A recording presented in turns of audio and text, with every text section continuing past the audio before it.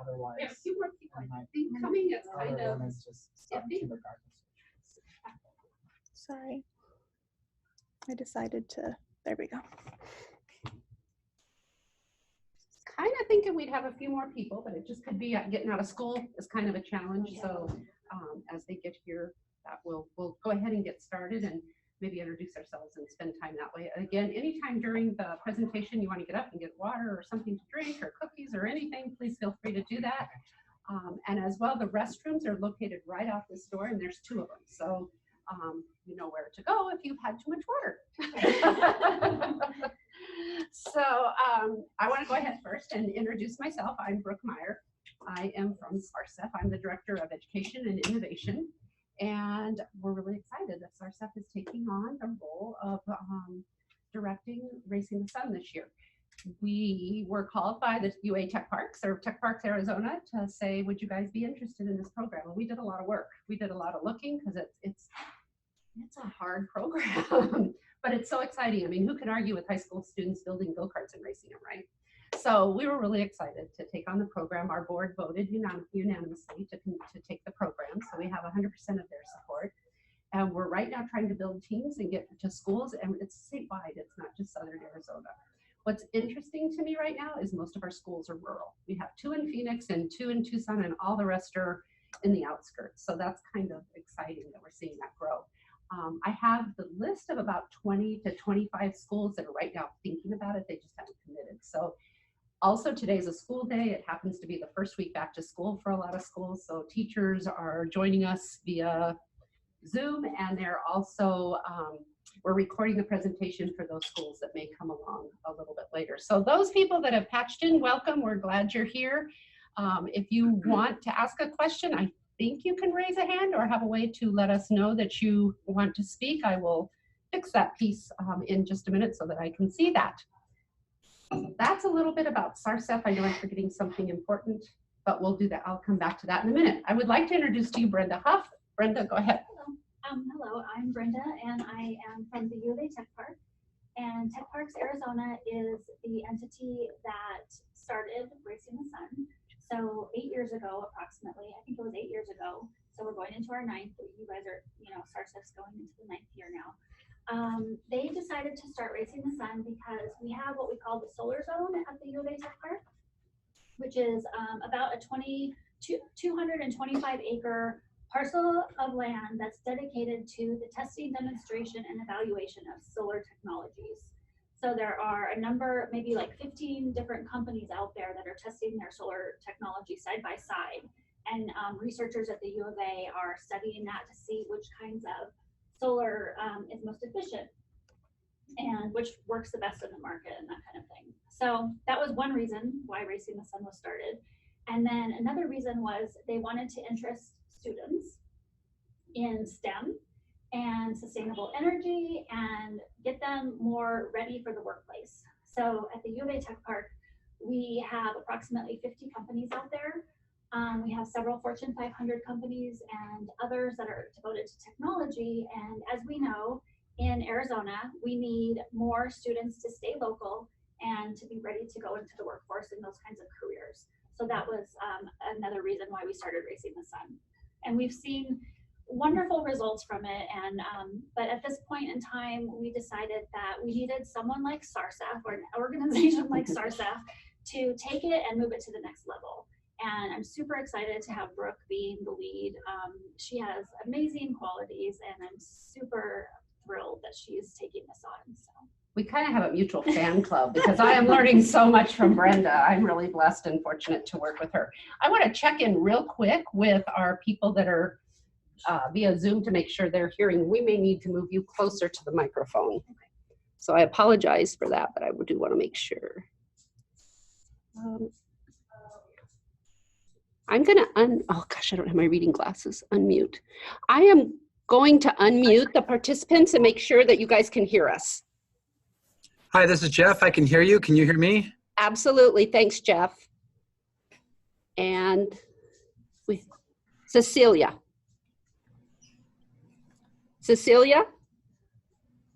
Oh, we're not hearing you. Let me see. No. Let me see if I can get some technical help, all right? I'll be right back, Cecilia. Hopefully you're hearing me.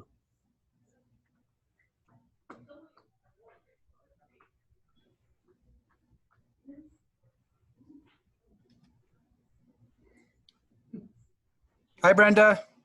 Hi, Jeff. Dave's in the other room having to do club stuff with other students, so you just got me today. Awesome. I'm glad you're here. I'm glad you're listening in. And so it's this Cecilia, person? yeah. Okay. Still saying mute on there. It's not muted though. It's so that I could mute her. Cecilia, did you hopefully use the computer audio or microphone? Maybe unmute. Yeah, they're all unmuted. Because it's not even picking up that she's trying to. Unfortunately, Right. it's something on her end. Okay, well, we're gonna move forward. Maybe, Cecilia, if you want, you can call in and we can use my speakerphone. I don't know if you're hearing me, but my number is 520-419-7884. If you can hear me, feel free to call in on my cell phone and we'll put you on speaker. Okay. With that said, I'd like the rest of you to real quickly introduce yourselves. Oz, we're gonna start with you, okay? Okay, so my name is Oz, and I'm teaching physics and engineering over at Solar Science Academy, Davis Mountain. Last year was the first year that we participated in Racing the Sun. Hello. Um, Okay, so can you hear when we're talking? Yeah, right. Cecilia. Okay, so then we don't need to, you can call in if you have a question. How's that? Okay, thanks. Bye-bye. She said it's her computer. Okay, sorry. So we actually considered joining 2 years ago, and I was considering to run it as a part of a class. We had a dual enrollment engineering course with University of Arizona named Engineering 102. You may be familiar with it. And students take the first semester together with the UFA students, but then the high school portion, we need to have a second semester and we need to find content for it. So our goal was to incorporate Racing the Sun as our second semester component. We tried that last year. We pretty much started during the second quarter, and it was an experience. So we didn't know anything about it. We learned, and kids were super engaged. They really loved it. We got the car working at some point, so it was running. I think we did 3 laps, and they left a legacy now. Like the next generation of kids are inspired. It's mostly seniors in that class, and they would like to take on the challenge and fix some of the problems that they knew they were following. So they are very excited. So that's pretty much the story, and I'm still learning. It's pretty new to me, so I hope to learn more during the second year. Thank you. He's been a great advisor to me, like just helping me figure out where to begin. So I appreciate that from a school perspective. So thanks. Emerson. Hi, I'm Emerson. I just graduated from Basis Tucson North. Loud. So Sorry. That's okay. Speaker. Yeah. So Basis started the program 2 years ago, and I was in it for both years. So as you know, Basis struggled a bit, but I would really like to help them move forward from that, get better at connecting students and building this program. Hi, I'm Sophia Anderson. I teach 6th grade in the Tech Verde district, but I'm the district STEM coordinator. And so we're excited to be here. Yeah, but they're going to pilot working with the 8th grade team. But this 8th grade team has been together since 4th grade. And they've done robotics and won competitions all over. So it's a real work together kind of team. And we've had a lot of questions about middle school students. So Sophia, I've known her for a long time. We work together. And so she's kind of our guinea pig working with 8th grade students. But I feel really positive about it. So. I'm Elizabeth Spilatro. I am Sophia's partner in crime. I am a parent in the Tech Verde School District and started our robotics program, I don't know, 5 or 6 years ago, and it as it's evolved over time. I know absolutely. I'm a estate planning attorney. I know nothing about engineering or technology. I don't remember any high school science, but I am very here. We have some resources that hopefully can help. We have a lot of parent volunteers that help these kids do what they're doing. So we're going to give it a try. We'll see what happens. They know it's a challenge, and we're going to see how it goes. Kevin. I'm Kevin Woolridge from Pine Top Lakeside. I teach at Blue Ridge High School, junior high, and I run the Fab Lab, Digital Fabrication Laboratory that we put together up there. It was kind of a co-sponsor thing with U of A 4-H Cooperative Extension and Blue Ridge. So we had about $300,000 in equipment. 3D printers, laser cutters, you name it, we got it. We did compete in a NATS competition last year. Kids had a ball with that. I've been looking at this competition for a couple of years, but being a majority minority district in a small rural community, town of about 4,000 people, it's almost impossible to get funding together to do this type of stuff. So we're down here exploring. So, yeah. So real quickly, just a little bit more. Spia, you had mentioned that you have a really steep learning curve. I've been sharing with people that my curve is beyond steep. It's now at a negative slope backwards. I have so much to learn, but the neat thing that I feel like gives me confidence and will give you confidence to work with the program is it's not just you guys working on this alone. We have some amazing mentors. I've been going out and meeting with the mentors, and they have unbelievable ideas. And they want to share those with you, and they're looking at how to make the carts, more effective and the experience for the students greater. And so we have that support. We have an advisory board that's also supporting us and helping us come up with how to make the program the absolute best it can possibly be. And then the teachers. So I'm learning a lot from the teachers. So we have a huge, and the tech park and Brenda. But we have a huge group of people that are really supporting each other, help kids. So if this is something new to you, that's okay. It's something that I think you will grow and your students will grow. And I wouldn't be here standing here if I didn't totally believe in the program. Jeff, I know you can hear me. It was one of your students that really motivated me to take on the program. I don't know her name, but she was the captain of your all-girl team. And she mentioned at the verbal presentations that when she started her freshman year, she was only the driver, or just the driver.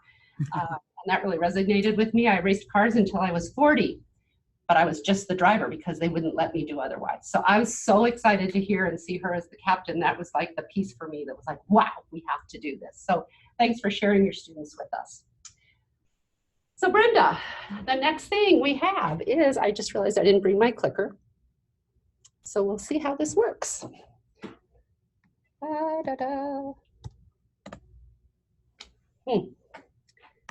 Okay.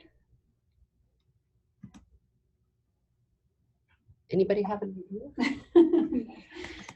Cursor down. I pushed the down, the up, the back, the forward. When you originally started it, did you start slideshow or? Oh, there it goes. Oh, Okay, perfect. the mouse. That's all I had to do. Okay, anyway, so we have a variety of sponsors that are behind us. Some of these are slowly moving away from supporting us, but there are a lot of people that support the program, help with a lot of facets, whether it's helping fund carts, whether it's helping with race day, whether it's helping with getting information and supplies and materials out to students. We just have a really good support system throughout the state. So Brenda, anything you want to add? Only that Global Solar is the provider of the solar panels, and they have been since the beginning. We have 3 mentors at Global Solar that have helped us through the years. A couple of those mentors have actually left Global Solar recently. So we're looking forward to having them continue, and then potentially these other mentors will continue too, but maybe in a different company. TEP also has supported Racing the Sun since the very beginning, and they've been a significant financial sponsor for us. So that I wanted to just mention that. P3 Solar started out with Global Solar, and then they split off, and they have their own company now. And again, a mentor there, Wally Stoss, who is an engineer, and he's great, helps a lot. Rosendin Electric up in Phoenix was willing to sponsor one of the teams in Phoenix for 3 years in a row, and so they're wonderful. Bay 4 is here in Tucson. They are another solar energy company, and they have 3 mentors that are on board wanting to continue with us. NextEra Energy was one of the companies that sponsored a team, but they are no longer with us at this point. Cade Industries, there's a gentleman there named Mark Kent, who is also a mentor, and for a couple of years there, they were manufacturing some of the parts. Like there was a gear, a specific gear that was really good for the Stanford go-kart, and they were manufacturing that for us. They don't do that anymore, but Mark is still with us, and he's a project manager. So during our workshops, he teaches the project planning class. And so that's great. Arizona Technology Council Foundation, they've been helping us with marketing and various things like that. Arizona Science Center is one of the locations up in Phoenix where we go to hold workshops or verbal presentations, teacher orientations, things like that. Musselman Honda is where we actually hold the competition. And it's super fun for the students to actually get to go to a real racetrack and run their karts there. So that's great.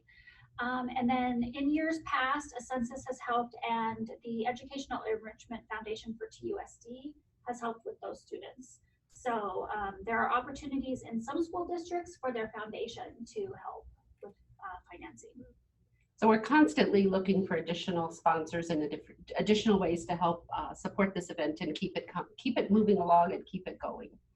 I think that's good. I did not mention APS. Oh. APS helped us last year, and I believe they may potentially help us this year as well. So that's another one that we might want to just mention. Okay, so what is Racing the Sun? I talked in the beginning about how we started Racing the Sun. You all know it's a solar go-kart competition for high school students, and it started basically for the reason of we wanted to promote sustainable energy, solar technology, workforce development in students to get them prepared for the workforce. And really, we found out through this program that they're learning so much, not just the STEM, but they're learning so much about teamwork and communication and collaboration and social networks and things like that. So it's really exciting. And the fact that it's the only solar go-kart competition that I'm aware of anyways in this region is pretty exciting that we're hosting it right here in Tucson. And it's really starting to grow throughout the state. Like I said, we have a lot of interest all over the state right now in getting the program going. So that part is exciting too. It's part of a statewide competition, not just the region. Yeah, and look at that smile. I mean, that makes it all worthwhile right there. Right. So Brenda kind of hit on what the students learn. I got to go to the verbal presentations this past year, and there was more discussion about how they grew as individuals than maybe as mechanical engineers, or learning how to do the solar pieces. They talked about the teamwork, and they talked about how they had to solve problems, especially ones that were really challenging and really difficult. They shared some of those with us, like gear ratios and things that were definitely a challenge to them. But they grew. They learned to work together. They learned what to do when one of the teammates doesn't carry their weight and how you respectfully deal with that. And those were the words they used and they shared with us. So that was really exciting to hear from them, that they saw it was beyond just the mechanical piece. So teamwork, critical thinking, communication, adaptability, social squad. I'm not going to read to you. I hate when people read slides to me. Anyway, you can see that there's a variety of things that the students are going to be learning. And one thing I'll just add to that is that we surveyed right around 70 students last year at our project checks, and we asked them, we gave them a list of like 16 different types of skills, which these are the types of skills we listed. And the average overall was that every student was learning at least 8 out of those 16 skills, and they were different skills for different students. And that was, to me, it was an amazing testimony of the great program.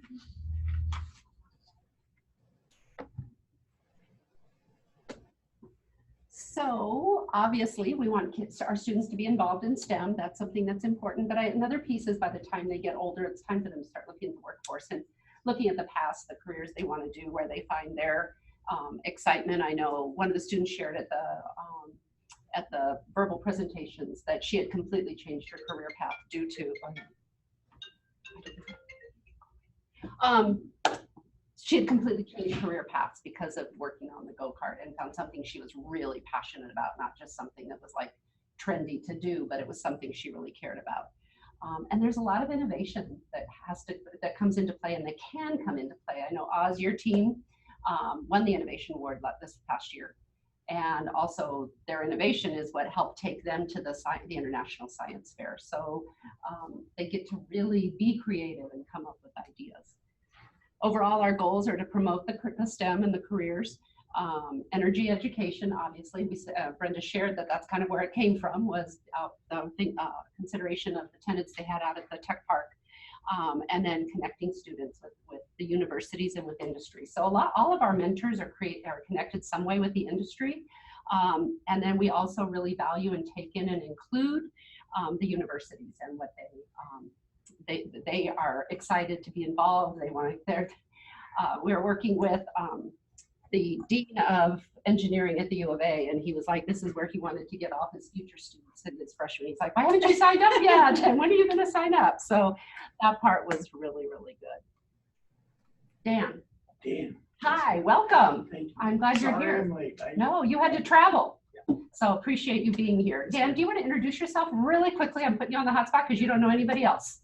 Retired science teacher from Tucson High School for 35 years. Taught science. Anyway, he's got some interesting things going on with the RAIN grant. Yeah, I brought some brochures if anybody's from Cochise County. So. Yeah, and we do actually. I do have a person here who wants to talk to you about that before you take off tonight, if you have the time. So anyway, there's a hi. How are you? We have another person coming in. That's great, Rosa. Rosa Maria, right? Yes. That's the right order. It's not Maria, Rosa. Yes. And Rosa Maria, do you want to introduce yourself real quickly? Hi, my name is Rosa Maria Cárdenas. I'm from Rico. Last year was my first year. I had a lot of problems. We built the cart, but the chain, as soon as we get in before the race, our chain broke. So, yeah, but it's cool. I love it. I learned a lot, and if you guys need me about to share my experience about last year, because I noticed hard, but I those cars, but it's not like that.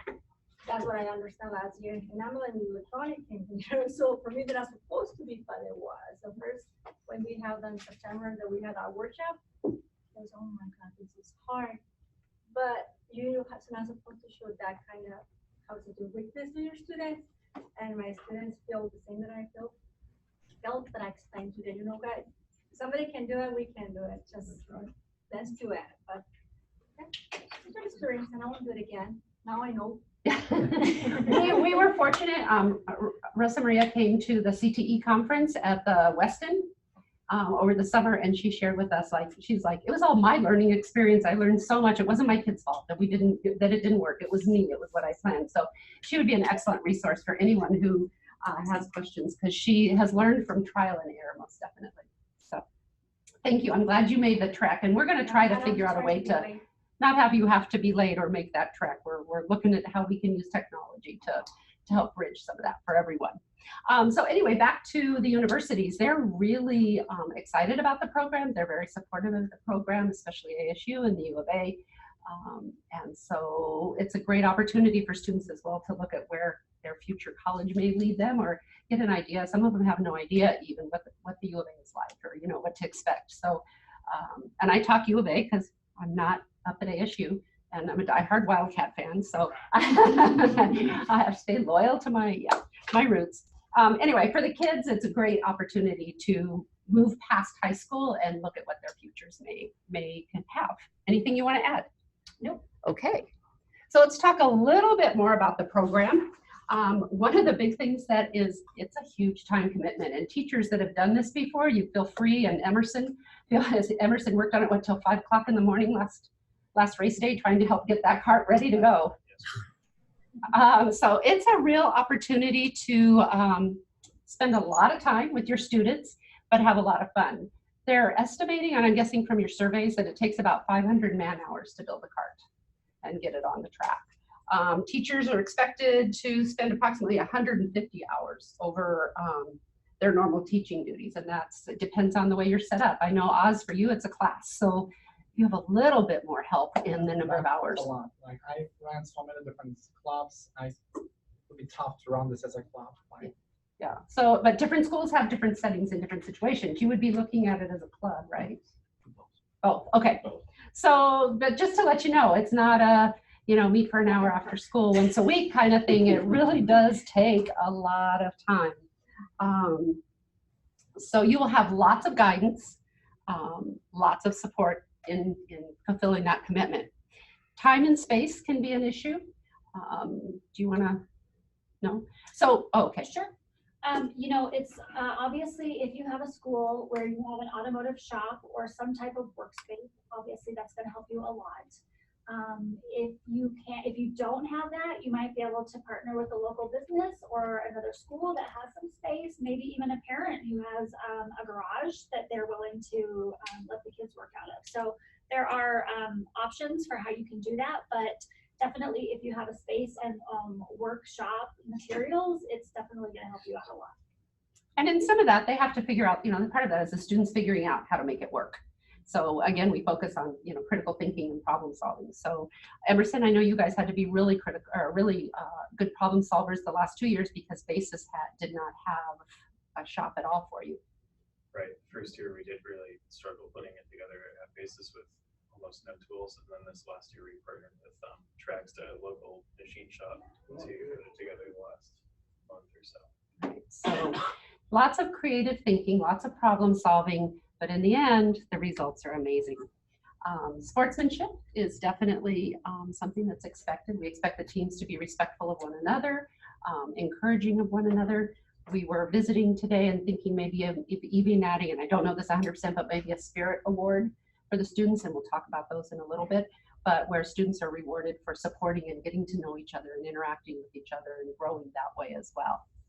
And then safety, I should put that one first for me because maybe it's the teacher in me, but the safety is my biggest concern. We want to make sure those carts are on the track and those kids are safe in the design, in the use of the brakes, that it's not going to fall apart. Speed is not a factor. If the top speed last year was only 20 miles an hour.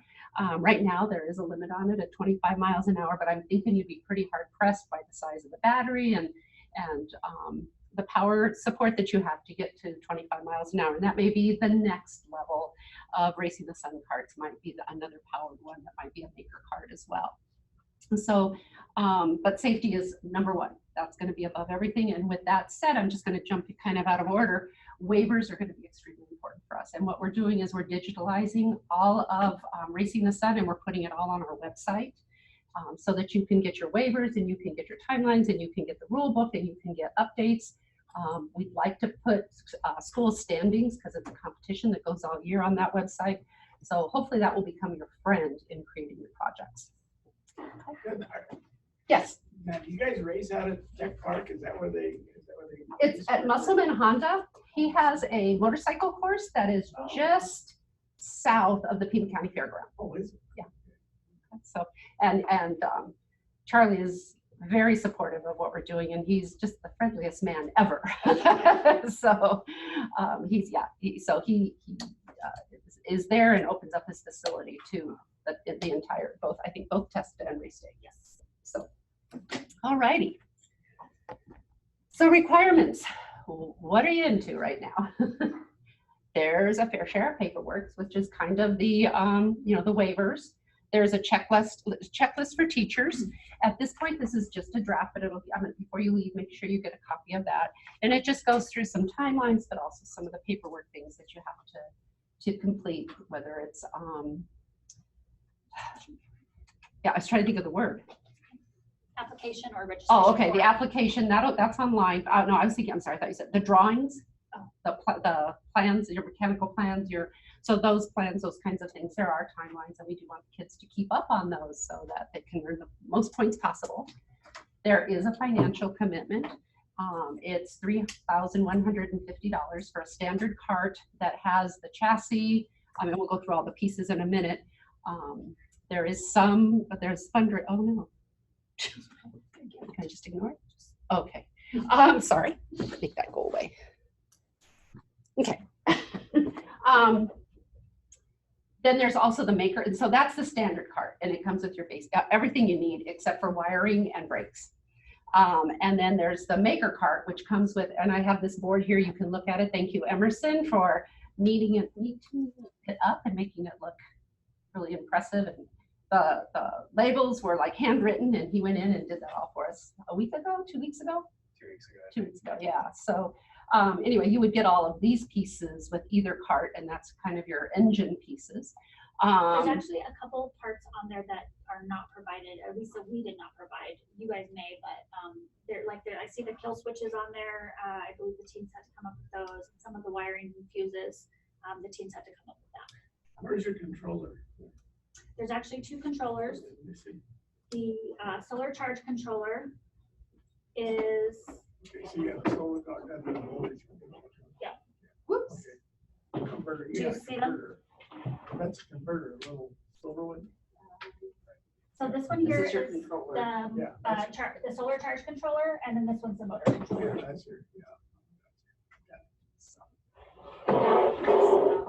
Just for help, new people, if you can tell us, what is, how is it to you, what we can change over there, because for me, that was one of the problems I had, because I'm assuming if I receive this material, or for example, what was the name of the sprocket or things like that, I was like confused about it, that I can make holes and things like that, you are able to do it, to fit it what you have, so that kind of problems for me to take me a long time to understand that I can put this one in versus this, or where you can do it, sometimes you don't have,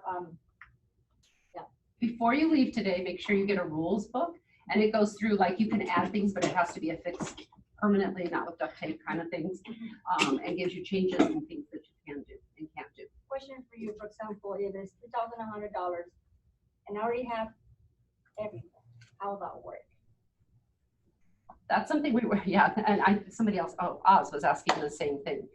We definitely are gonna wanna look at that because there's gonna be some pieces you may need, your batteries. So we'll have to look at it almost per school, but if you were just first time in and you were getting started for the standard cart, which is, I don't have the pictures, I wish I had left them.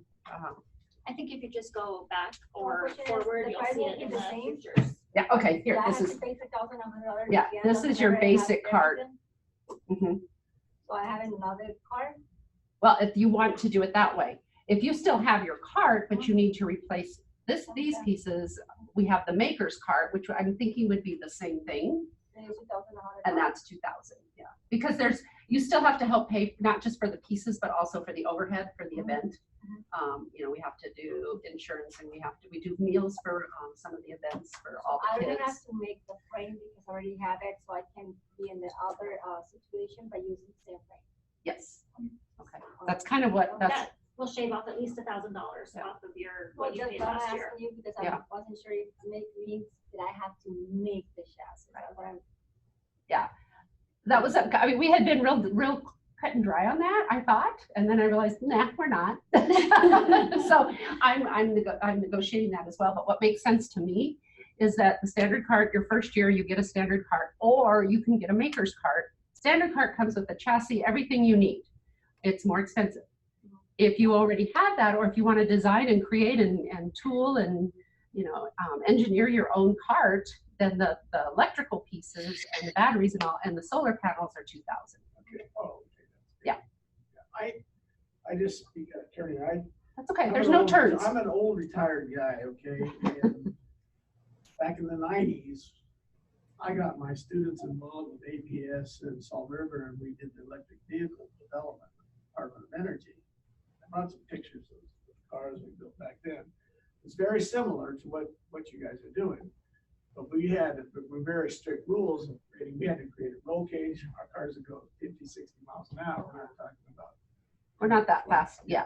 Yeah, but it was just when more electric vehicles were coming into being. And it was a fantastic program, but I see a lot of similarity. Right. And so the maker idea, that's what my students did. We acquired a vehicle and we made it, but we had to follow the rules for everything. We only could run 96 volts on the cars that we built. But it was I did that. Well, see, you already have some expertise So, ready to and go. yeah, and again, I'm a resource for anybody that, I had two girls that went on and are welders for the aerospace industry. Okay, from a program exactly like this. And so there's just so many opportunities. Right. That's what's exciting Yeah, to so me. So I hope that maybe I could bring something of that to anybody else who's doing this to do it, because I know you guys are a lot younger than I am. I'm the old guy, but we did this and it was very, very successful. We went all over the state, all over the. That's awesome. Yeah. Well, then that's for you guys. You see, you have a face and a name now. We'll send out the list of all the emails, and you guys can connect with each other if you need to. So another requirement is that you let your students do a lot of the problem solving. The program doesn't come with an instructions manual. And so I've had feedback like, you didn't tell us how we're supposed. That's right, we didn't. That's the idea. You got to figure it out. So that's a requirement. Team members have to have teams have to have a minimum of 5 people. And then we say 15 mostly because that's a manageable number. As a retired teacher, I know that once you get over that, it gets a little dicey, but if you've got experience and you're comfortable with that, you can go as high as you want to with your Kart, okay? And then administration, obviously, it's going to be costly. You're going to want to make sure that your school administration is on board. As a matter of fact, on the registration form, they do need to sign off. And sometimes they're the ones that are helpful in getting some of your funding. So that's any questions about what's required as far as, we're going to get more specific in just a second. I just had a question about, you got to use the same electricals, right? Yes. Correct. So in other words, we'll just purchase those, but we design the cards and that type of thing. Yeah, that's nice. One thing that I would like to add is, I remember, I think it was Rosa Maria who suggested that she was thinking about getting like a parents' night together, where it's like an orientation, where you bring the students and the parents together and orient them to Racing the Sun and tell them what they're getting into. And I just thought that was a great idea, just to let the parents know what their students are going to be working on and the time commitment and all of the learning opportunities that are there. And I just wanted to mention that might be a good idea for some teachers. One of the things Kevin brought up was the challenge of, at high school, they have lots of commitments. Rosa Maria, you found out prom night, right? Was race day? Next week, and because my school, again, we show up this Monday was the first day, and I asked them, you want to race in the sun? And some of those students that was with me last year, but only there wasn't part of the team that was over there doing the race. And I tried to invite them to see how maybe the final product, and try to engage those kids for the next year. So I was very clear with them, you guys. If you want to be in Race of the Sun, you have to sign up, not a contract. And I was very specific about all the days you're supposed to be there. Last year for me, I was wrong. I picked only seniors over there. And most of them have a lot of 3 different things that they have to clubs and things like that. So that was very hard for them to have that commitment. And because this project doesn't affect their grades at all. So there was a problem too, because some of them show up, some of them didn't show up. We had a race at the same day of the prom date. So there was like, oh my God, problem for me that I didn't realize it will affect me because I didn't check those dates, because usually the school sometimes change some of those kind of dates. So I learned from seniors about, I want to put all my seniors in this right now, and I will put seniors, sophomores, and juniors who help me for the next years and all kind of stuff. And I will be very clear about like a contract for each student about like, this is really and that's your decision as a school if you want to, And again, they say, yes, we want to do it. Okay, so go into a meeting tomorrow, just try to find out, you guys. They say yes. One of the things Kevin brought up was that, so Racing the Sun isn't the only game in town. They're in sports, they're in drama, they're in, all the other clubs, and we need to be respectful of that as well and encourage that. At least from my teacher perspective, we want to experience them to everything possible. So in working with the, the respectfulness and the commitment and the time, it's something to talk about with the students up front that, like maybe the contract is the way and that they commit to doing X, Y, Z. That's reasonable to still allow them to be high school students. So I had the fine arts teachers co-sponsor. Because we compete with kids. Yeah. We had 90% of the kids we took to NASA last year were also in the school play. And we're competing against practice. We are. So, Just a note about parents, that's key. It really is. In high school, you know, parents kind of back off on things. But the kids are enthused and they can get their parents involved.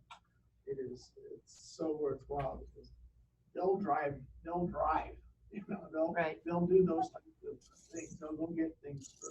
right, they have their level of commitment. I'm gonna tell you, for our success, and what we did, and ours was a lot bigger than, you know, just building a go-kart. It was very, very important. that Parents get behind. So, also, if you have, I don't know if you guys have CSOs here on campus, but there are also a group of students who might want to help promote it at least, you know, because I know that they're receiving money and they're the people on campus who could really get So for those of us that are in high school people, what's a CSO?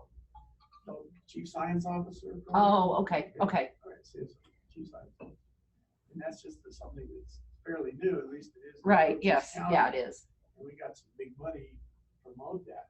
So if you have CSOs in your school, they're a real good resource to motivate others to do. That's a good, yeah, and that is starting to pop up here in Tucson. Okay. We're seeing some of those, yes, that's why I was. Okay, so these, just real quick, the pieces that come with the cart, I took out the modified cart, so that gives you an idea of what you can expect to come with your cart. But you've seen most of the pieces. Tires do come, I got that clarified right before the meeting. And chain, the chain is not listed on there either, but the tires and the chain are also included. And I understand that gear ratios. For that is for the tires for the standard cart are included. Okay. What about the maker card? You need to buy your own tires. You have to find your own tires. All right, that's what I thought. That's the big ones we saw. But you might have a pair laying around. Looks like a lot of the pictures they use bicycles. Can you use bicycle tires? You can use- And tires or wheels? Innovative, creative, yep. So these are just some of the mentors that we've been talking about. I've met with most of them and they are absolutely like dedicated, ready for you guys to call. One of the things that Brenda has shared with me is that communication between the school and the mentor is a little rough. It's going to mean them reaching out to you, but you also knowing that if you contact them, email them, whatever, they want you to invite them, but they're nervous about stepping into your territory. So these are just a few that we have. I've met with everyone except for the one in the corner because he's in Phoenix. I'm not even sure if I'm going to do it, but. And there are additional ones that are not on that list there that I can get to you as well. So rules. I hate rules. But here they are. It really does give a lot more detail, and thank you, Emerson, for going through and helping us get this cleaned up. There's a picture of the track on here, so you have an idea of what it looks like. I switched that out today, so you can see the size of the track and you get an idea of what it is. But the rules are there for a lot of reasons, safety being number one. We want to make sure that the kiddos are safe. So we really do want you to know these. The first time I read them, Steve, I'll just for you, I was like, okay, this is really big. And I got an overview. And then it wasn't until later that I kind of really got into the weeds with it. There's a lot to think about. Again, I don't know anything about this, but I suspect that you have pre-race inspections. Yeah, there's lots of. That have to be signed off. Yeah, yeah. So what else do we want to add with this? There is, go ahead, I'll let you, since I'm blank, I'll let you do it. Just a suggestion that if you are a brand new team and you don't have a lot of experience with the standard class is the way to go for the first year teams. Unless you have significant experience with welding and with automotive and things like that, then, you know, maker class, fine, have your kids weld it, have them design the whole thing. But if you're brand new and this is overwhelming, just go with the standard cart. Would you agree, Oz? I agree. My kids, I had some really passionate kids last year, like which you got to know very closely. Yeah. They wanted to do makers, and like they were like, maybe let's do modify it, but we are not going to go down to standard. So it took a while to just the conversations and start with standard, and then standard itself was challenging for us. Like for first year, we don't have a workshop. I didn't have any expertise in any of these areas. I was learning with the kids. So I believe for the first year, standard is a good place to start.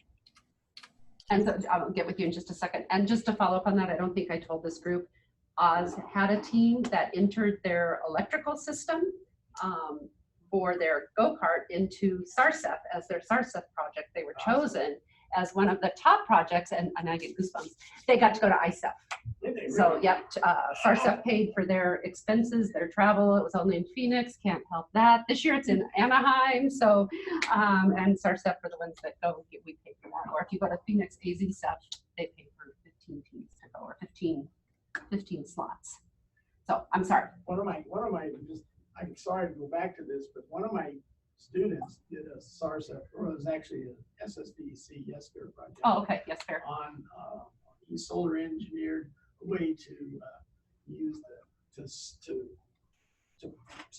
charge the batteries. And there was a team in North Carolina that stole this idea. That's not good. And got a huge grant. Oh, geez. And so it kind of, about sharing your work with other people, and it was kind of upsetting at the time. I know that. So you'll want to make sure that you know the rules really clearly. Emerson went through them with me several times to make sure that they're as clear as they can be. There's some things that I think maybe after this year we'll make some changes on, but for now this is pretty much the Bible of doing a project. Emerson, anything you want to reflect on with that, or? I don't think so. I know it's still not laid out very logically. I would really just read through it several times. Yeah, especially if it's the first time. It's like, first time was just to get the general overall picture. We are looking at new challenges all the time. The U of A senior project brings out an autonomous car for the students. It gives them an idea of what's out there and what they could possibly move towards. Any other? No, keep in mind that there is an award for innovator. You can see that up there, Innovation Award. So there's a couple different awards, and I don't know if we really talked too much about that in this presentation. But you can get awards for speed, for endurance, for efficiency, and then for innovation, and also for verbal presentations. So keep that in mind and make sure that, maybe you don't want to aim for every single award. Maybe you want to focus on being the Innovator Award, or maybe you want to focus on the verbal presentations or the speed, as opposed to trying to get every single award, So that's just one thought. Yeah, and we're also looking at adding a Spirit Award so that students get to interact with one another and it doesn't become a very isolated. And again, thank you, Kevin. On the calendar, which there's one here, and this is on our website already, there's a list of points that you can earn for each area that we've talked about. And the team that gets the most points throughout the entire year is the one who wins the Grand Champion Award. My understanding is that's very coveted, at least by the yells on race day, we could tell that. So events and schedules, there are a lot. There is a Saturday workshop or workshops where we have our mentors and other experts that will present, one on the electrical system, one on the solar system, one on mechanical, one on, all of a sudden I draw a blank. I think they're in gear ratios, or the automotive geometry of the car, which covers like steering and how the wheels are lined up and things like that. There's, it's in a different spot in the presentation, but the gear ratios, the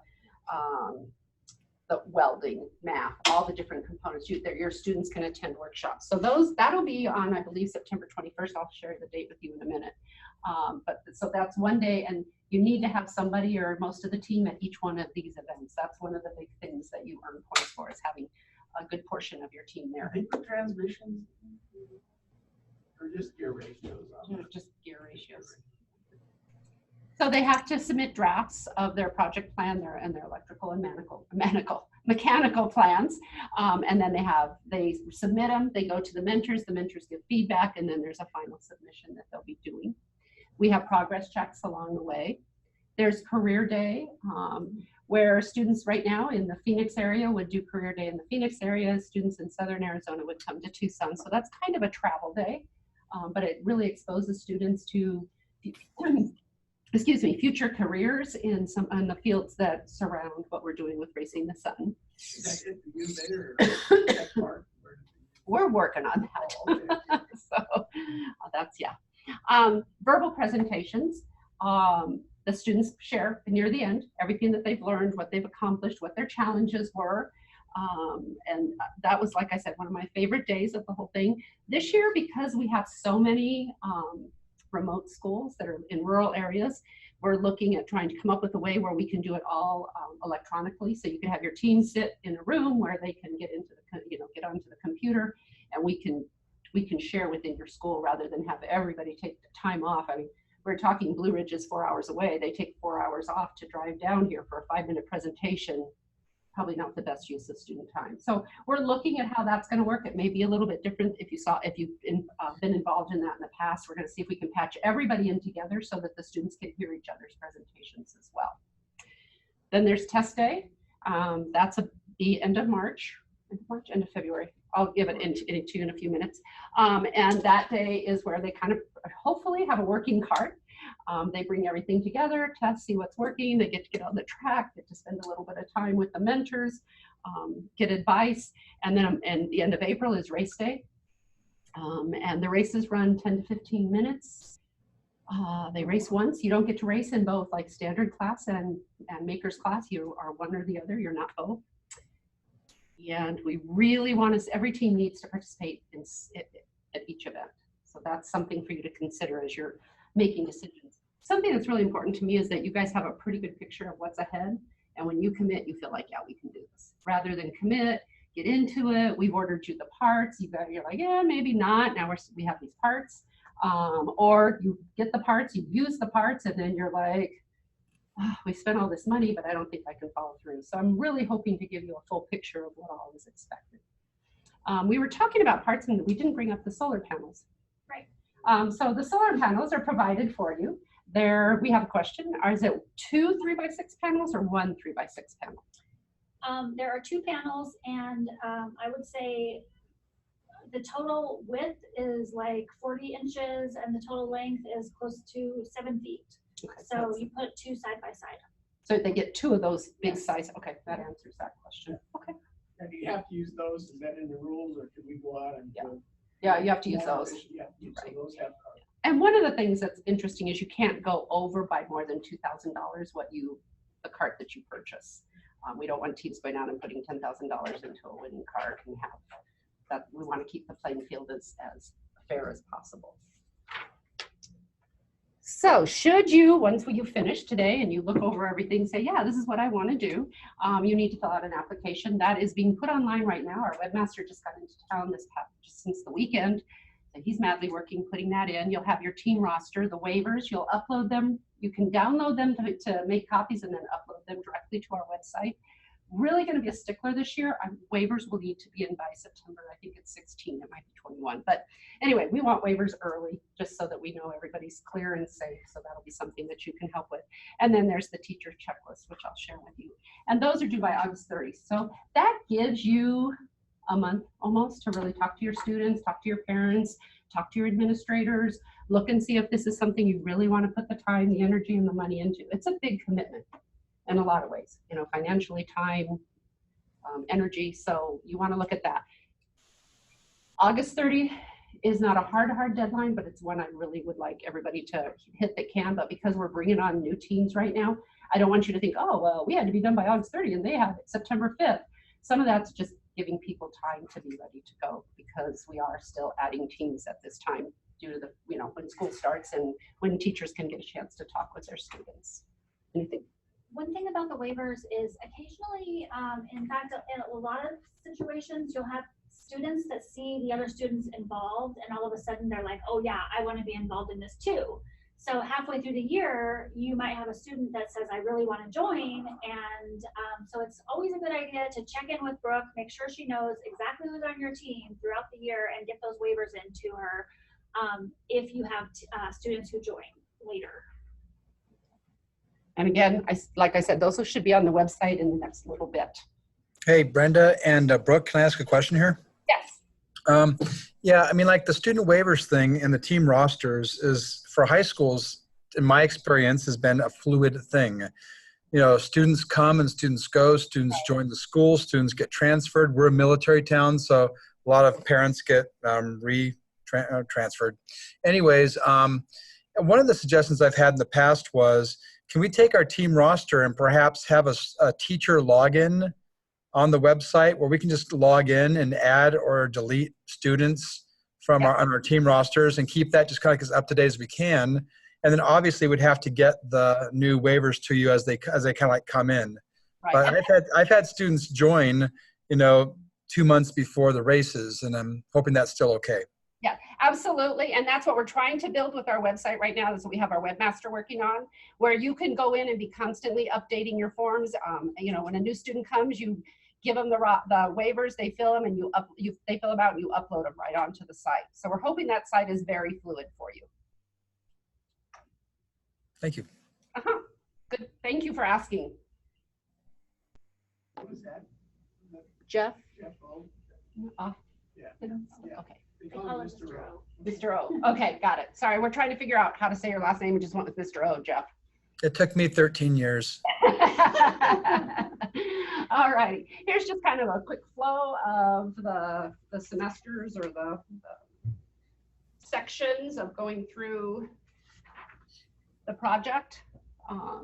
You know, the first couple of months are just getting your feet on the ground, learning as much as you possibly can. The second couple of months are continuing that, but getting more into your design and your build. And then March and April are really finalizing things and being ready to go. I have heard that there are schools that wait until March to really get working on their carts, and then they're working on them at all hours of the night right before, you know, right before test day or even race day. Some of the test days they still don't have a complete cart when they come. So hopefully by having this visual, you guys will say, you know what, we need to make sure we're at this point, at that point. Oz, I know you're a little different because you're teaching a class that's aligned to your own schedule, which is perfect. That works for you. It does align with a lot of things. Something that I want to add here is the purchasing, and other teachers have done this. They agree, like it's really important to plan for purchasing because parts take time to arrive, and it might be hard to find extra parts. So that could become the trickiest thing then, because we want to work on something but we don't have the part. So we just ordered, we are waiting for it. So that's become one of the more hard parts. So maybe Amazon will be carrying it. No, I'm just kidding. Mostly not. Okay, no, I know. And let me also just encourage any new teams. One of the key factors is coming up with a good gear ratio for your cart. And if you can do that as soon as you can possibly do that in the process and figure out what kind of gear and where you're going to get it and all that, that would be very helpful for you as well.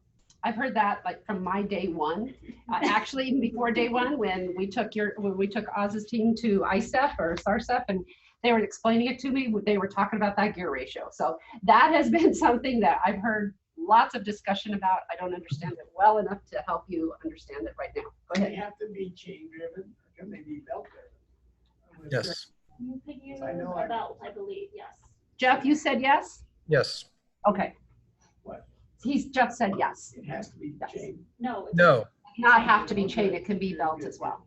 And can there be some type of a transmission, or does it have to be just straight gear done? I believe that you can, I don't honestly know the definition of a transmission, but if you want to switch from gear to gear, Right, I some believe type of you variable can do speed that, ratio. yes. Some variable ratio. What I was told by some of our mentors is that you want to conserve as much energy as possible, and sometimes switching gears takes up a lot of energy. But I know that they were actually very impressed with a team that had three changes of gears, and so it is possible to do that. And the other question is, I noticed that on some of the seats on the scratch builds, they were flexible kind of canvas seat versus a rigid seat. Right. Are there any rules in that? The main rule with the seat is that it needs to be safe, of course, and you need to have a belly pan so that if you have a flexible seat and something were to go wrong, you wouldn't be on the pavement. That's reasonable. Yes. Yes. What about building the frame if you get one of the maker kits? I mean, has anybody done carbon fiber type of thing in that? Don't think anyone in here has done a maker. You did a maker kit. Did you do Right. carbon fiber? No, I went with aluminum. Carbon fiber, I know it'd be really difficult for a lot of the schools to do just in terms of technology, and with the $2,000 cap, that would really, just a ton. So I don't think anyone's really messed with any carbon fiber. Aluminum. Yes, allowed. So Sophia, have we run you off yet? No. I'm taking meticulous notes. All righty. So I'm going to let you talk about these because I'm Okay. learning. So one of the great opportunities with Racing the Sun is that the students get a chance to turn in a project plan, an electrical drawing, and a mechanical drawing. And this is sometimes the students' first experience with any of these things. So this is something that they teach in the workshops. And I encourage the teachers and the students to take great notes. And a lot of times we've even allowed them to take pictures, with their cameras and various things like that. So you can see that we created this electrical board here, and just really focus in on those. And if you need help with your drawings, reach out to the mentors. But there are specific rules in the rules. It says, you need to have a front view, a side view, a top view, things like this. And those drawings need to be labeled. So this is a learning experience for the students to know, well, I need to label my tire and I need to describe what that tire is made out of. Because a lot of times the kids will draw it out, but there's no label. So how do we know if it's made out of wood or plastic or metal? So these are the things that they need to learn. If you're going to manufacture something, you need to provide like a shop drawing. And so having also the electrical schematic. I mean, I never got any exposure in high school or in college to how to draw an electrical schematic. And a lot of these students are going to go into electrical fields, and this is a super opportunity for them to learn how to do this at a very basic level. So, but you're going to have to submit a draft, and then the mentors are going to look at it and they're going to give feedback to the students. And then they're going to submit a final, and they're going to get points for both the draft and the final. And so it's a great thing for them to be involved in.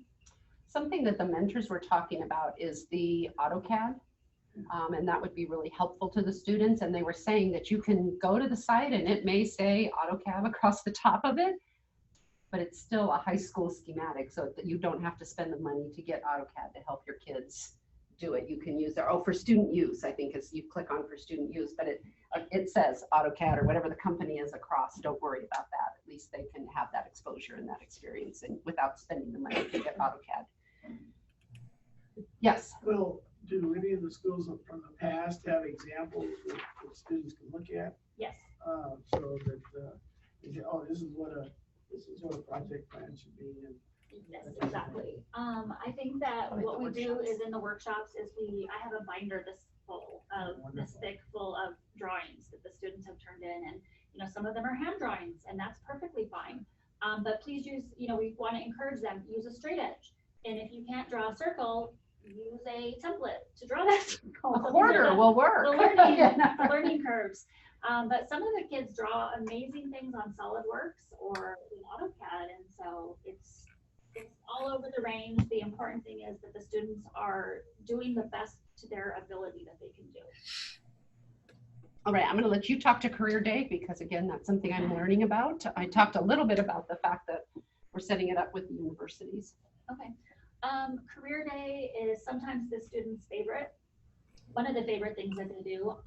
Typically, we will have in the morning, this is the way we did it in the past, and StarSF may decide to do something different, but we actually worked with the companies. We found the companies. We set it up to where the students would go from 9 to 10 to one company. Then they'd get an hour basically to find their way to another company. And so they might go visit Cade Engineering, which is a huge metal machine shop and engineering factory basically. And then, they might go visit Global Solar and they might see how solar panels are manufactured. And then you take your own team. You might also meet up with another team at that location. So there might be 2 schools there seeing that facility. and talking to the industry professionals about different kinds of careers that are available to them. And then you typically go on your own to lunch, so you can stop at a local park, you can get Subway sandwiches, you can tell your students to pack, you know, a peanut butter and jelly and put it in a cooler. Or, you know, you can stop at a Pizza Hut or whatever. And then in the afternoon, typically we would meet up at the University of Arizona or ASU, and they might go visit an engineering lab, or they might go visit a club, like there's sustainable energy clubs on campus, various things like that. So that's the way we set it up. And just for Southern Arizona people, Pima Community College downtown campus just put an amazing, what's the word, accelerated technology lab where it's all kinds of Mechatronics, and they also have like a new aviation thing. Yeah, and they avionics or welding something. and they the dean there is Greg Wilson, and he is just so proud of it that he's willing to take kids there, and that he would be willing, I'm sure, to hook you with somebody if you had trouble creating something or putting something together. He's got students there that could also help you and mentor you. If you need help, I will start teaching in Pima this fall, and over there in the regular. Oh, cool. Are you at the downtown campus? Yeah. Oh, cool. Okay, very good. You're from Blue Ridge, correct? What about NAU? Is their involvement at all? Have we had any involvement with them or not for this? Yeah, we're quite a few clicks. Yeah, I know you are, but you're still north. In the mountains. Anything north of Phoenix is like its own. I think that you would have a special circumstance for your students. You would either have to decide with Brooke, you know, if you're going to come to a larger city to do career day, or maybe there might be some leniency to. Well, and we were talking about get the students the exposure and involved. I think career day is well worth it, even though it's in the middle of the week. So I don't this is a have Tuesday in any Tucson, trouble a with that. Thursday in Phoenix. What That's time it of right year? now. What time of year? I have to remember. It is February. Get us out. I'll give you before you leave, I'll give you all the paperwork. Okay. So anyway, project check and that workshop, and that is, February typically. yeah. And in the rules, there are specific milestones that need to be met on progress check. So you are, you know, racing the clock, also racing the sun, racing the clock to get these items done by progress check, because we want the students to have started on their project and not procrastinated too long. And so there are certain things that need to be done by progress Yeah, check. they're the end of January, or the progress checks. This also involves the brakes. Brakes should be there as well. Oh, Sorry. thank you. Yeah, well, thank you. So wheels, steering, roll bar, cage bar, and brakes. We want to make sure all those things are in place. And then these are your verbal presentations. I put this up before we started talking today, but these will be the dates that we're shooting for early April, where students will explain their presentation or explain their projects, hopefully with one another, and be able to hear each other's ideas. And then test day is Saturday, April 28th from 9 to 2. That was 9 to 3. Either way. Usually test day goes from 9 to noonish. Okay. Alrighty. Have you ever considered putting the verbal presentations together with any of the other events? Have you done that in the past? Or because- Actually, well, from my standpoint, the way that we had it last year, we had like approximately 12 teams competing. And so we had like 6 in Tucson and 6 up in Phoenix roughly. And to make that all happen, you're sitting for 2 to 3 hours listening to those presentations. And that was pretty much all anybody wants to handle. But it is a great experience for the students to hear each other speak. And I know Brooke was talking about doing some online and virtual, and that sounds like an amazing idea. So imagine somewhere early April for those dates. We may have to switch those around in order to get to figure out the logistics for everyone. So students are going to give an overview, like I said, talk about their design, what happened, be ready to answer questions, and judges are there giving points, and those are usually mentors, they're U of A professors. Who else did you have? we tried to get people who might sponsor the competition because they're hearing directly from the students about all these amazing learning opportunities that they're getting. And so we've had people from HUD Bay or Tucson Electric Power. Yeah, we did. There was somebody from SUNT one year, like construction companies, because construction is obviously very applicable too. So really any companies that we could get that would be interested and may have some technical expertise to judge the students on their presentations, that's who we tried to get. And on that day, if I remember correctly, their notebooks are judged as well. Yes. So their final complete notebook of their project is also presented during their verbal presentation. We'll have to figure out how we're going to work that. Yeah, It's that's one thing that we didn't really talk about yet was the notebooks, and that is part of the competition, is that the students should have a notebook from start to finish where they document their process, and that's It's a something team that we look at. notebook, correct? A team notebook. But can you include videos or any of that? Can you be part of it or not? Or I know that we had a historian on our team every year that we did one. They were You know, responsible. that's It a was good really point neat. to definitely look at You because, get a good writer and Yeah. somebody that can take good and video. that's a lot of our technology now. So, I know that some of the teachers had requested that it was a digital notebook. For us, it was easier if they brought the notebook so we could look at it, right there, but there may be a way that you can do that online. and your input and your ideas help because this is further down and we're trying to figure out how to make it most effective for your students. And because we are statewide, we really want to figure out how to make it work so that everyone can participate regardless of where they are. Alrighty, and then race day, bring your family. It's amazing. It's hot, but it's so fun. It's bring an umbrella for shade, but it's really exciting. It's probably one of the highlights I had this year working with students was being out at the race day and seeing their excitement, hearing some of their disappointments. There was one team that was it Maria Rosa's team that got there and then couldn't get it on the track? Or did they not? Yeah, she got all the way there, unloaded, and it was something with the chain, right?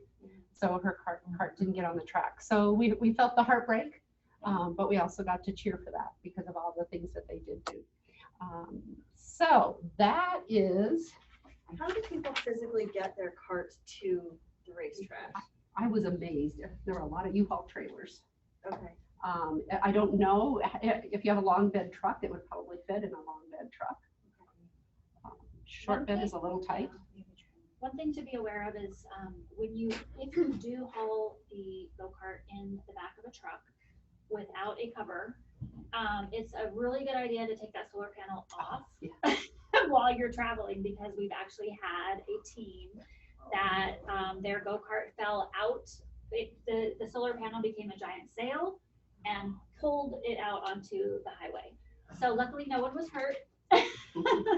But this is something to consider. That would be disappointing, right? Going to race day, you've worked all year and your cart flies out of the truck. So. Something happened to us, but when we went back to our town, the solar. Yeah, you gotta really be careful with that solar panel. They Make sure you happened to us tie when- that thing down or take it off. Not before. Are these flexible or rigid? They come flexible. You can actually roll them up.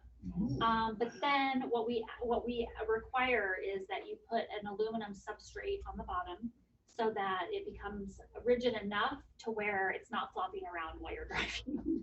Is there a requirement, or is that something that as long as you make sure it's rigid, could it be another solution for that? In the past, we have, since the panels are donated, like We hadn't talked about that. I was solar, going to for talk the about that purpose next. of this competition, we have required that everybody use the exact same substrate, because if a team decides that they're not going to participate the following year, we want to get that panel back potentially to use for another team.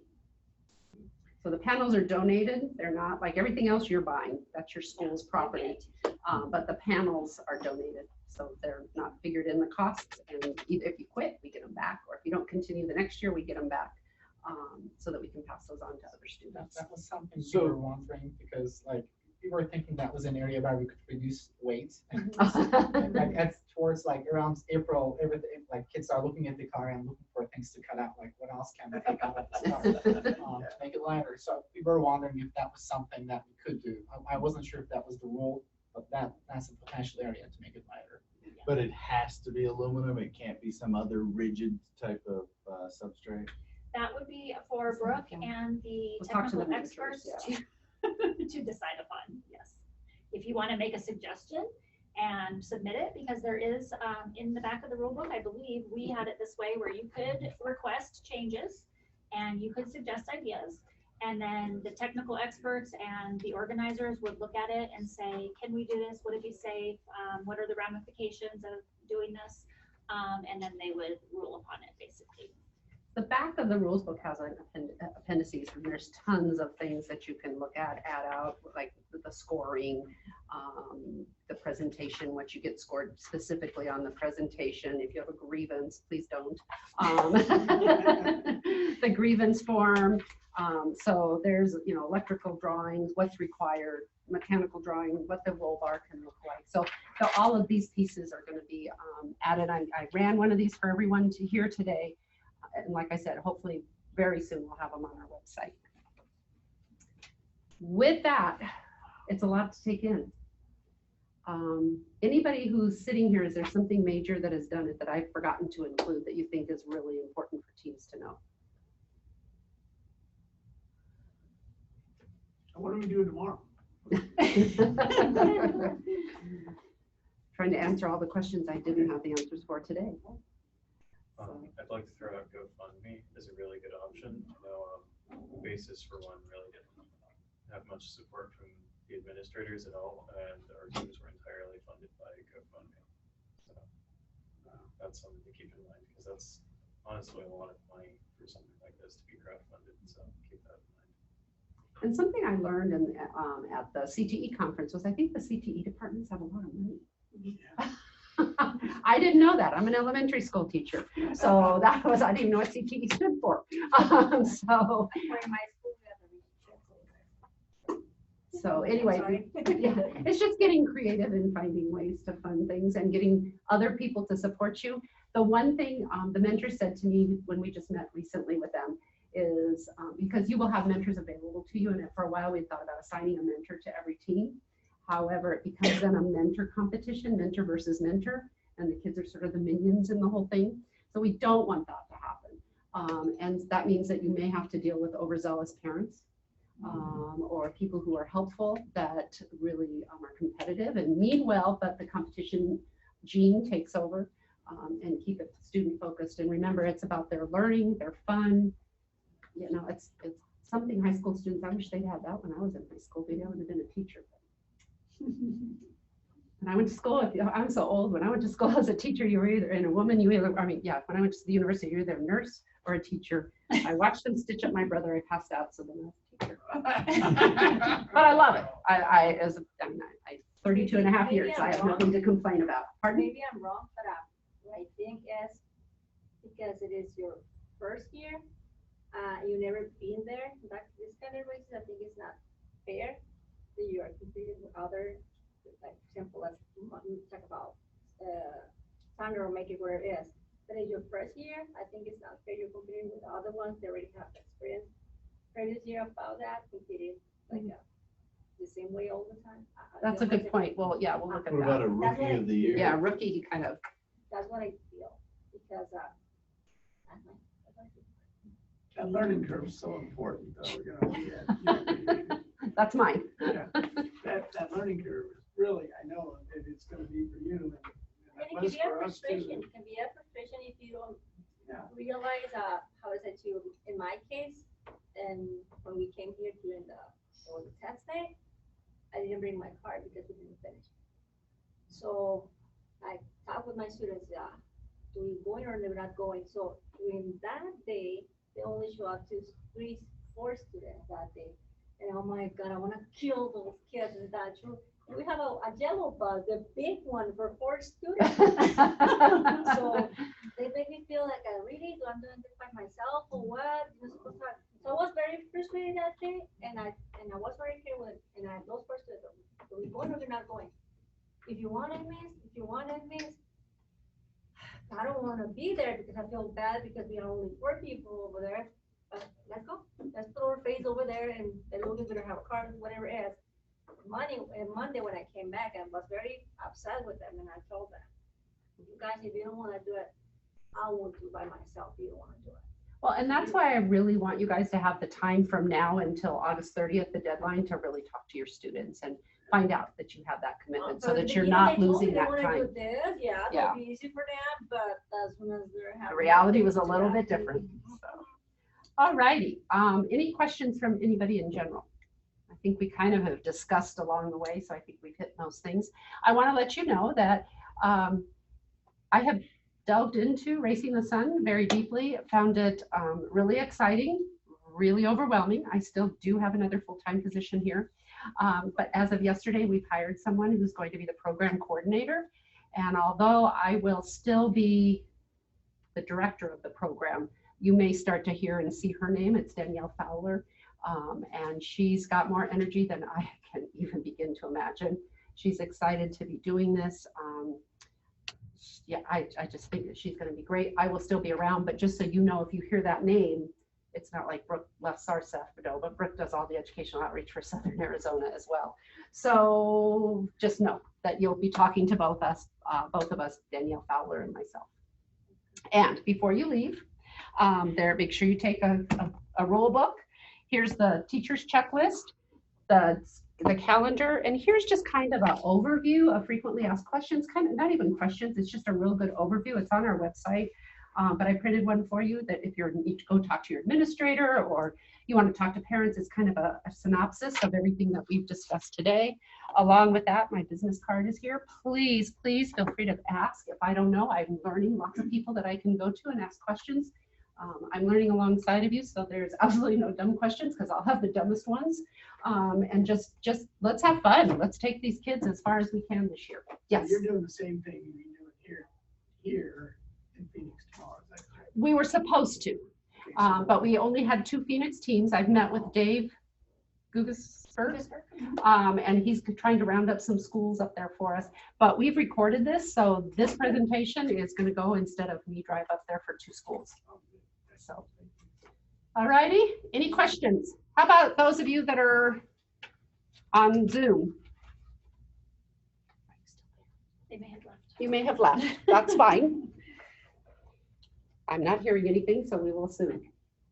All righty. It was nice meeting everybody. Yes. Thank you. Here's from Coach East County. I have something here for you. Listen, here's a grant, and it's a $5,000 grant. Okay, if you're in Coach East. Yeah, they've checked out. Well, where are you? What county are you guys? We're in Navajo, but we have rain up there. I ended up getting, I applied, got a $5,000 grant through rain to do that aeronautical engineering program. I'd do another one for But this. let I me see really it. would. Yeah. Let me see if Mark Why, wants. I'm sure. They try to spread it around. They told me wait till next year before I apply. That's this year? Yeah. You're not- Yeah, and then prior to that, we got one to purchase some robotic stuff. So I keep hammering my rain committee. Scared now? No, I'm staying at the U of A. I think a lot of the stuff that goes into making it team work. Yeah, I mean, Where do you teach? we've been there, done Had that. a much bigger group and have went down to a 7. Good for you. Right. That's what I figured when I talked to That's the Steve. hardest Like 2 hours that you would- because you guys have worked together and with your kids. We got know this. who our parents are, we know who our, you know, they have, Jeremy, I know, he used to go to Yeah, I know, yeah, like. they have the expectations, they have rules. And our superintendent is a car guy.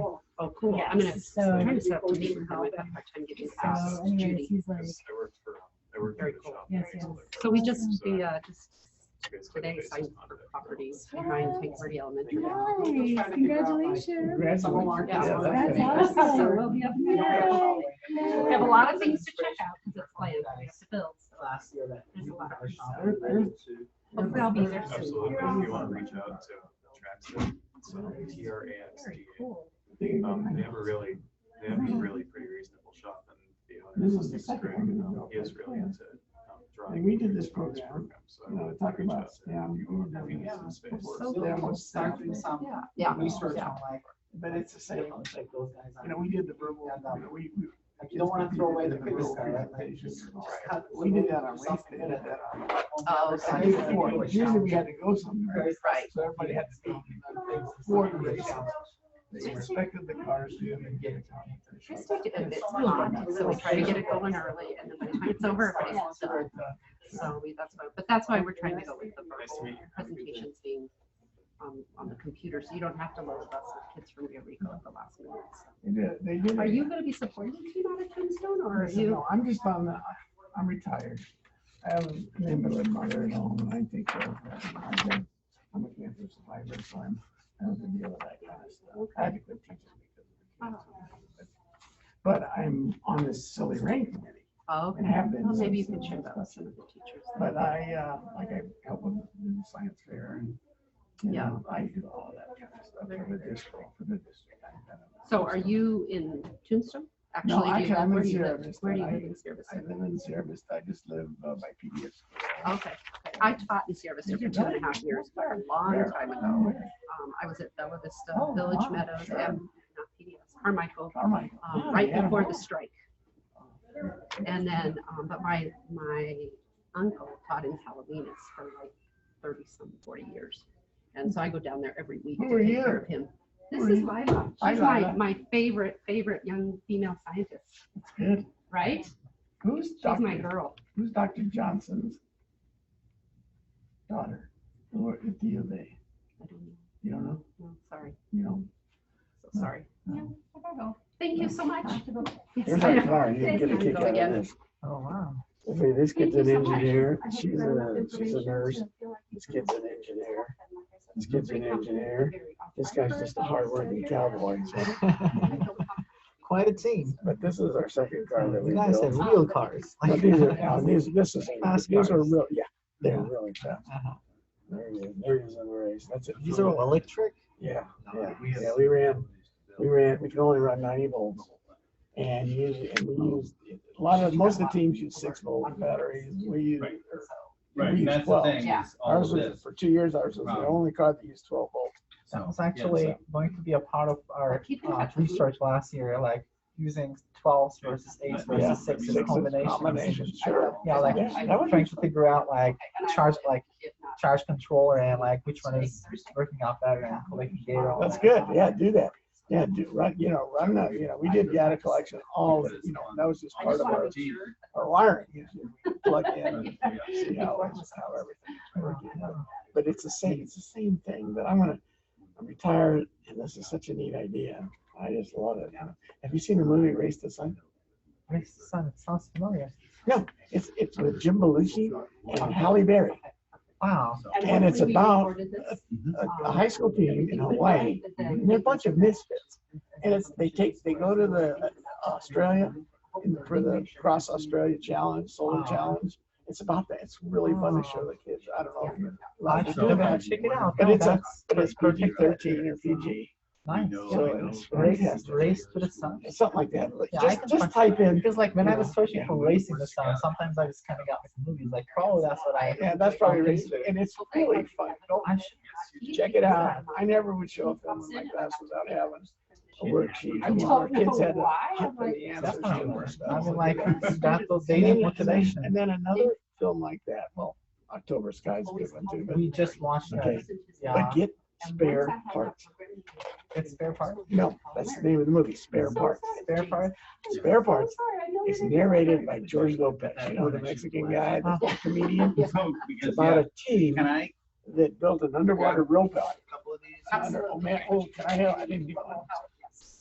I just have some students that are running lead on. I want to give them. Did you get one? Yeah, I just got And one. we should have it uploaded soon. Can I get one? Yes, too? yes, Can I have two? yeah, Oh, wonderful, absolutely. thank you. Oh, I gotta get this. This is draft. Yeah, that's all I have left printed right now. So That's did you okay. get one? at I least? did. Okay, Yeah, I just wanna wonderful. make Like, sure that right we- on spot. No waste.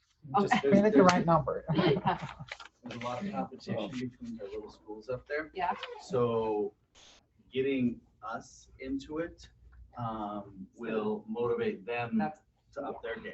That's cool. And then I'm really. And then we all work We together can on come making Blue sure Ridge we can direction get and this. make that a hub where the schools can all come to. That's Happy awesome, to because I host, have, you know, no place in Tucson. Yeah, our Fab Lab is 6,800 square foot. We've got, Oh my goodness. Yeah, isn't that I've awesome? got 15 3D printers, 2 lasers, UV flatbed. I'm actually doing PCBs on my UV flatbed. Because UV flatbed uses a solvent-free ink to spray down like an inert, almost rubber, and it uses UV to harden it. And then I take them and acid dip them. And we're doing a project with Game and Fish where we're building ultrasonic water level sensors. It's a Cinder piece of my junior high is doing it. They're cool. And then they broadcast, they take it twice a day on the remote tank. So they put these, you know, out in the middle of the forest. And then they collect the data and they broadcast. Now, what's it measuring? Water level. Oh, it's measuring Water level in the remote in the tanks. tank. You said, where are they in the bottom of the tank? The top of the, where They're mounted at the top. Yeah, they're mounted at the top, and then they float? They float?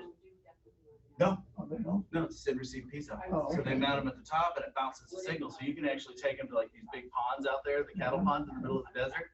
You just run a post in the middle, mount it on the post, and it. You're kidding. And then twice a day, it sends all the data back via cell phone.